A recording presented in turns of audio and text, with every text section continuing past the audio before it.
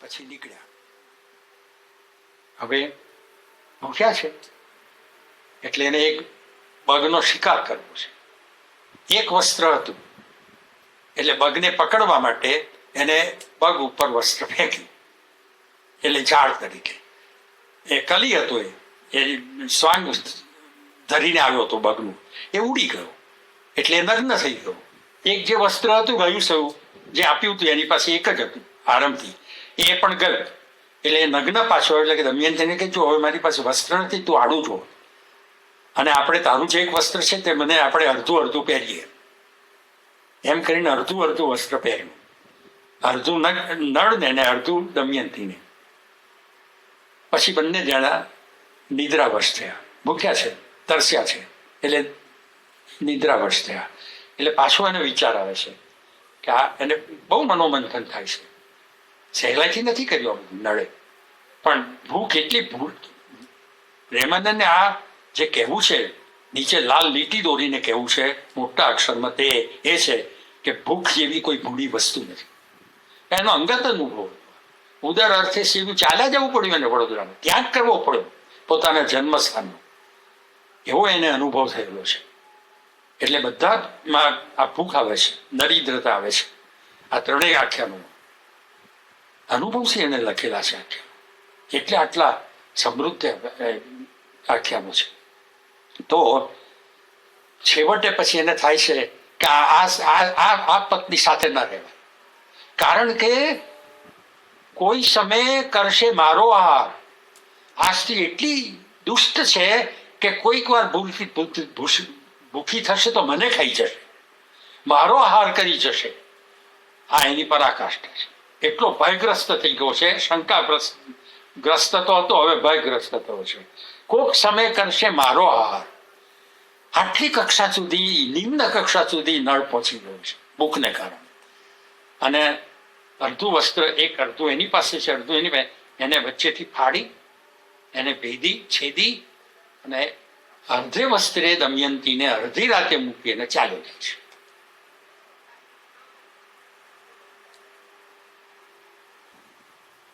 પછી મનોમંથન કરે છે, પછી પ્રાયશ્ચિત કરે છે, પશ્ચાતાપ કરે છે. હવે શું, દમયંતી તો ગઈ, હવે એ ત્યાંથી પણ એ ચાલી ગઈ, એ પણ વનમાં ગઈ. વૈદર્ભી વનમાં વલવલે, વલવલથી ચાલી ગઈ, માસીને ઘેર ગઈ. એટલે પત્તો લાગતો નથી. એ બાહુ બનીને ત્યાં જાય છે અશ્વપાલ તરીકે. ઋતુપર્ણને ત્યાં દાસ થાય છે, પેલી દાસી થાય છે. બંનેને દાસ દાસી થવાના નો વારો આવ્યો. આ કરુણતા સુધી પ્રેમાનંદ એમને લઈ ગયા છે. અને ત્યાં પણ કરુણતા તો દમયંતીની છે, પેલામાં તો હસવાનું છે. કરુણતા તો છે, પણ પછી એ ઋતુપર્ણના ઘોડાઓની એને ઋતુપર્ણને પણ દમયંતીને વરવાના કોડ થયા છે.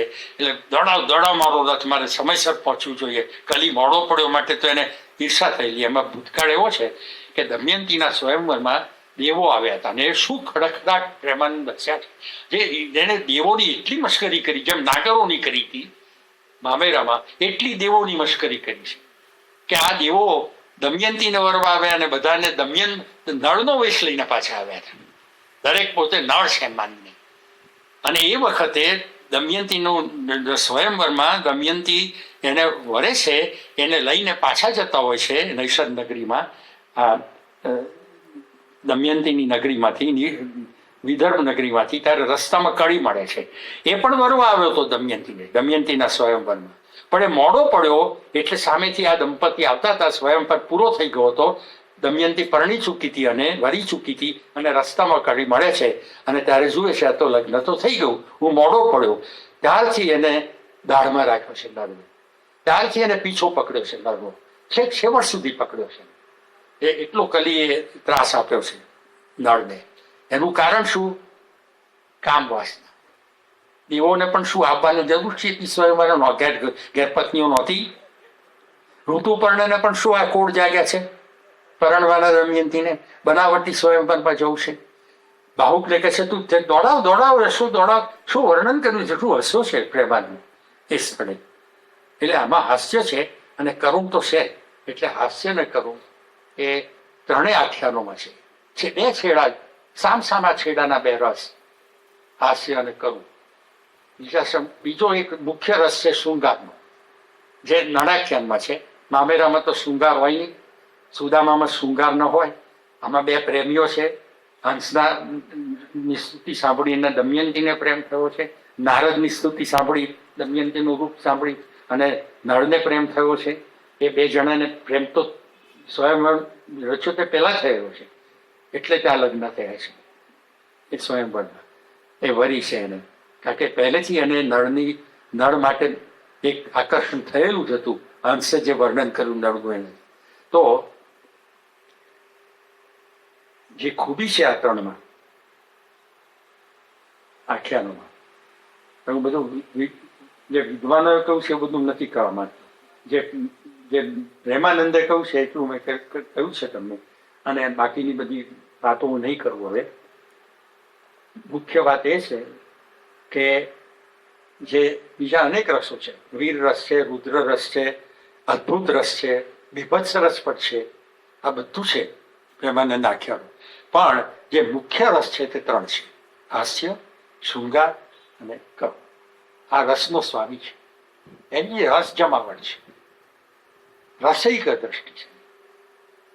આ બધા આખ્યાનોનો એક જ હેતુ છે અંતે, રસ.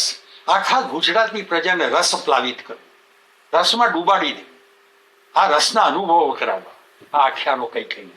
આ પરંપરા 19મી સદી સુધી ચાલુ હતી, 17મી સદી, એ પછી લુપ્ત થઈ ગઈ છે. બળવંતરાયે એક નિબંધ લખ્યો છે, પ્રેમાનંદની ઓસરતી લોકપ્રિયતા. આ ગુજરાતમાંથી પ્રેમાનંદની લોકપ્રિયતા ઓસરી રહી છે. એટલી બધી એ લોકપ્રિય હતા એના આખ્યાનો કે ગામે ગામ એના આખ્યાનો ગવાતા.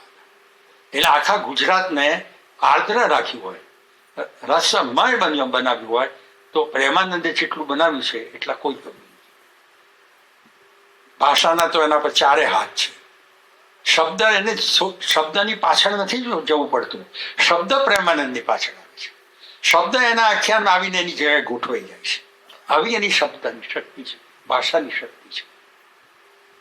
The words come to him. He doesn't have to go to words.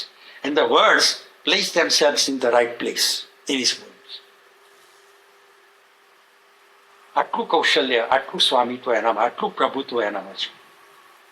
બીજું બધું ઘણું બધું છે એનામાં, કથનની શૈલી છે, વર્ણનની શૈલી છે, બધું છે. પણ જે રસ જમાવટ છે એનામાં, એના આખ્યાનોમાં, એના પર એ જીવ્યો છે, એ રસનો સ્વામી છે.